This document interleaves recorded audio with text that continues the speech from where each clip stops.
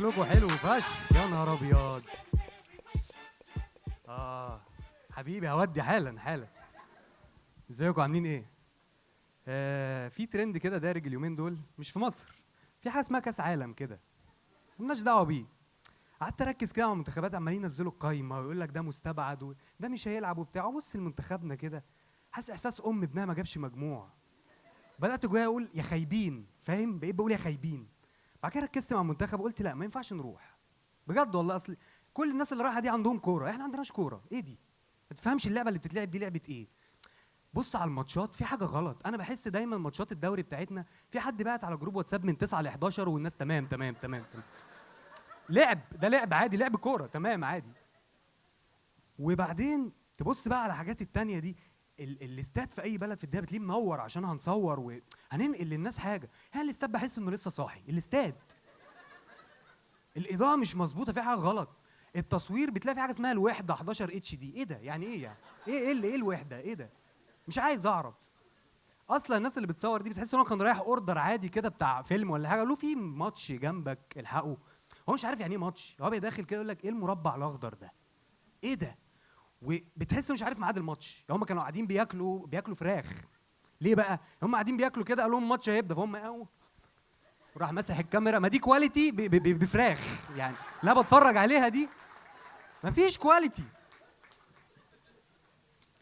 وفي اي بلد في الدنيا في جمهور، احنا عندنا في 100 200.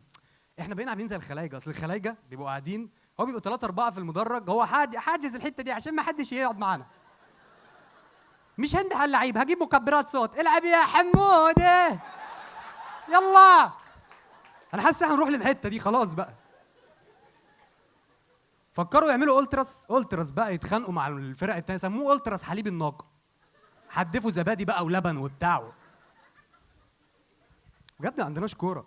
وبعدين عشان ما فيش جمهور قليل، بتلاقي بقى ايه، عاملين حته كده سنس يعني، حاطين مايكات في الملعب عشان تنقل اجواء الملعب.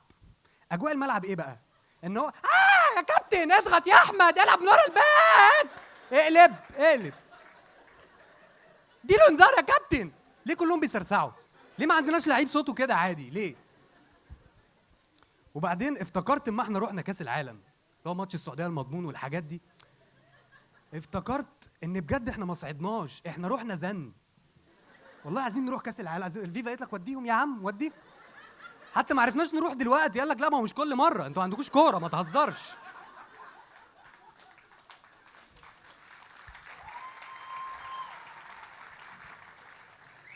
تفتكر بقى الماتش بتاع الصعود ده، تلاقي ان مدحت شلبي هو اللي صعدنا. جه جون التعادل ده، قال له اقفل يا حضري اقفل، معلش بدا يرم ورقه، معلش يلا خلاص معلش نيجي مره ثانيه. بعدين وقف ورا كده قال لك طب ما نحاول نزق الدنيا. راح راجع كده قال للحكم احسب اي حاجه، انا مش من هنا، من اسكندريه وعايز ارجع، احسب اي حاجه. بعدين اول ما جه الجون قال لك الله بلدنا بدا يعاد بتاع مسحب ربيع، نروح بقى نروح كاس العالم. بجد والله انا مش عارف احنا صعدنا ازاي. المهم بعيد عن كاس العالم، هنقعد نتفرج على المنتخبات مش نتفرج على مصر. انا عندي شويه مشاكل مع ابويا. فين اختي؟ اوعي تقولي لبابا اي حاجه خلاص. ابويا هو اول اب في الدنيا عنده فرط حركه. ان هو لما بياخد اجازه في البيت، هو شغله بيقعد لحد بالليل خالص، فهو بقى في الاجازه قاعد لحد 3 4 الفجر بيرازي في اي حاجه، قاعد بقى يفتح الادراج ويقفل الادراج، سكاكين معاه، يلا نصلح دي يلا ننزل دول. انا ممكن اصحى بالصدفه الاقيه في الحمام قاعد مع السخان، مالك سخن ليه؟ تعال ننزل نروح مستشفى. البيت بقى نشوف البيت فيه ايه يعني. ابويا ممكن يفتح عليا الباب يروح فاتح ما فيش اي حاجه، يقول لي ايه ده؟ قاعد كده؟ اقول له اقعد ازاي؟ يعمل ايه؟ يقول لي بتعمل ايه يعني؟ اقول له نايم يا ابويا. يقول لي نايم كده اللي هو ايه يعني النوم ده؟ ايه ده؟ في ايه؟ يقول لي التيشيرت اللي انت لابسه ده اي اعتراض؟ هو تيشيرت. يقول لي مكتوب ايه بقى؟ كان تيشيرت مكتوب عليه اي دونت كير. قلت له اي دونت كير. قال لي يعني ايه بقى اي دونت كير؟ قلت له يعني باللغه العربيه لا ابالي. قال لي يعني مش في دماغك، انت اللي قايل اهو، خليك كده نايم. ولا تيشيرت فاضي؟ يقول لي فاضي زي حياتك اهو برضه عادي. همله انا لازم انكش. وابويا انا في فتره كان ابويا هو مديري في الشغل، كنت شغال معاه، ودي اوحش حاجه في الدنيا، ان انا دايما عايز فلوس وهو شايف ان كل الفلوس دي بتاعتي، مش تاخد منها اي حاجه، بتاعتك بس بعدين بقى. بس كنا اصحاب.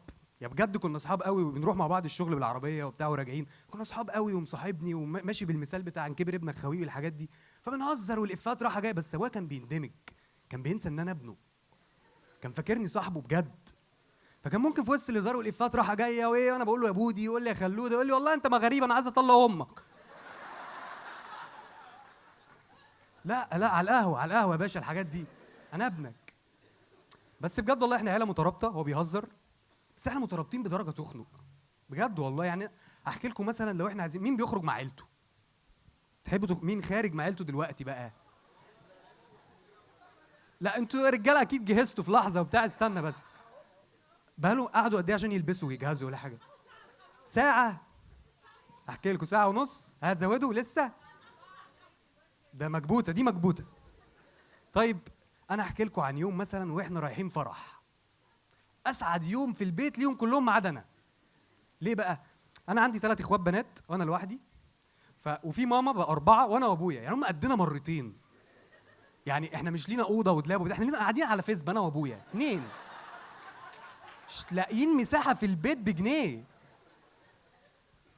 فمثلا بصحى الصبح يوم الفرح ده، طبعا البنات بتتاخر في الحمام، ففي فرح، فالساعه اللي بيقعدوها في الحمام بقت ساعه ونص، ساعتين، فكل واحده ساعتين ب6 ساعات، وامي ساعه بس عشان امي كبيره يعني، ساعه بس يعني 7 ساعات ولا حاجه. طب هنروح الفرح امتى؟ طب هنعمل ايه طيب؟ وبعدين انا وابويا بنتمشى في الصاله كده لسه صاحيين، عايزين دقيقتين بس في الحمام نغسل وشنا، فبتمشى انا هو كده، حمام مشغول سولد اوت، خلاص باشا تعالى يوم تاني خلاص. ونبص لبعض وعينينا تيجي في عين بعض كده، بدأنا نحس ان احنا على الخط وبنسخن. عايز اقول له الخواجه مش هيدينا 5 دقايق في الحمام نثبت نفسنا؟ في ايه؟ بعدين ابويا يبتدي يعترض بقى، هو يبص حواليه كده ان انا صاحب البيت ده وانا اللي مخلفهم ومربيهم ومش لاقي دقيقتين في الحمام، فواجه الاعتراض بتاعه يروح حاطط الفوطه كده ومشي سايس، محدش حاسبه خلاص.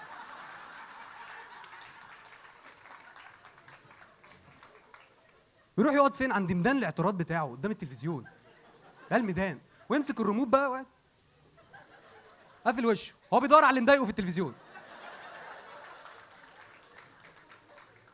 اجي له كده عايز انكشه، مفيش غير انا وهو ملناش الا بعض، الاقيه مشغل نايل سبورت، اولمبياد لندن 2008، في لعيب من كازاخستان بيرفع اثقال.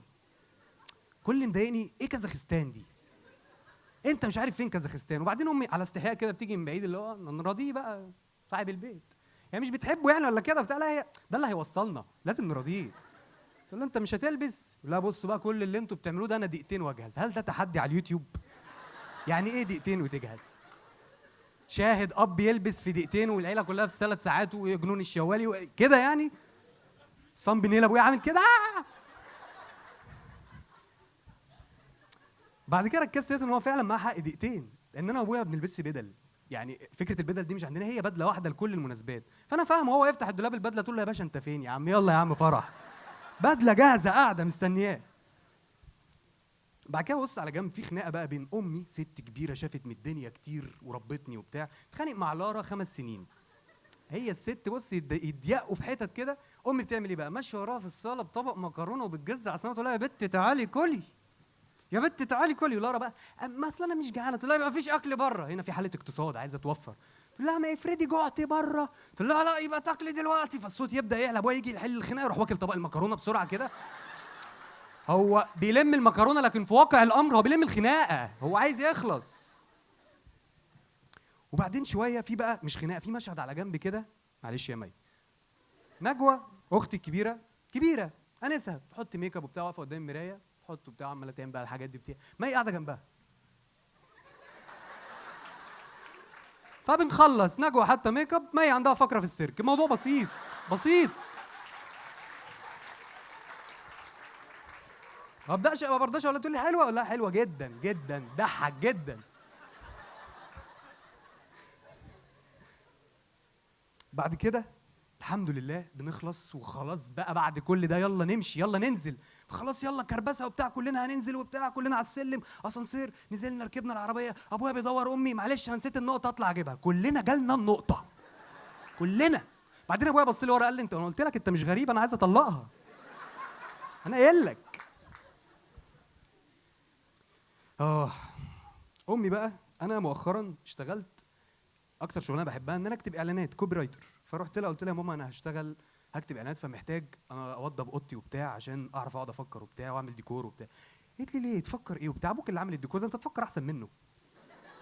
قلت لها لا مش كده بس. قالت لي يعني الشغل ده فيه فلوس؟ قلت لها اه يا ماما كويسه بتاع. قالت لي طب ما ابوك بعد ما يخلص شغل يجي يشتغل معاك. قلت لها مش هيقدر، هو على حياه الفريلانس دي مش هيقدر لا. بعد كده اما جيت بقى اشتغل، انا كنت فاكر ان الاعلانات دي انا اول يوم هنزل الشغل هيقولوا لي كامبين في فودافون اهي والنبي ما حد حاطط ايده فيها. لقيت الموضوع مختلف تماما. اول يوم اول كلاينت كان فوط صحيه، شافوا فيا ايه انا اعمل اعلان لفوط صحيه. بعدين بصيت على التيم كله لقيته رجاله، طب ما هنعمل ايه؟ ما لقيتش حل غير بنات بترقص بقى في المدرسه وبتاع، ما هو ده مفيش غيره. بعدين هاجي لكم تاني الموضوع ده. قعدت مع كلاينت قلت له حضرتك يعني فهمني اكتر ايه بقى الفوط صحيه. قال لي دي للحوامل. قلت له دي موجوده في حاجه كده؟ في ايه دي موجوده؟ هل دي سخريه مني ولا من الكلاينت؟ بس عارف افهم بس. بعد كده قلت له يعني افهم من كده ان هي بتستخدم 9 شهور؟ قال لي لا دي بعد الحمل. قلت له امتى؟ قال لي اسبوعين. قلت له طب ما نقول لها في ودانها ليه اسبوعين؟ ده الموضوع هيخلص يعني، نلف على المستشفيات نوزع اي حاجه، ليه عايز تعمل اعلان؟ قلت له طب محتاج حاجه معينه في الاعلان؟ قال لي اه انا محتاج بقى اعلان غنائي مطرقع. قلت له مين اللي يرقص ويغني وبتاع وليه نايمه على السرير مش قادره تتحرك؟ تاني كلاينت كان اسمه الحاج كلاينت. ليه؟ لما قعد معايا قال لي بص انا عندي شامبو. قلت له انا عندي في البيت والله. قال لي اه انا عامل منه هو ب 3000 جنيه وب 2000 وب 1000 التدرج بتاعه، انا عامله ب 500 جنيه. قلت له جدع ماشي. قال لي بص هو مستورد وانا عامله هنا. قلت له اسمه مستورد يعني ايه عامله هنا؟ بعد كده تالت كلاينت كان بعد كده بيقول لي انا عايزه بقى نتارجت كلاس سي. حد عارف كلاس سي؟ كلاس سي دول هم اخر حاجه في الطبقه، دول اللي بقوا قاعدين في الميكروباص في اخر الكنبه باعت 5 جنيه في نص جنيه، يقول له في نص جنيه عربيه يا اسطى حياتي واقفه عليه. فشامبو ب 500 جنيه بالنسبه له يفكوا دقيقه يخرجوا واحد من حبس. بالنسبه له اصلا الشامبو يعني ماشي ايدي في شعري، وقفت كده محتاجين شامبو مش في العادي كده.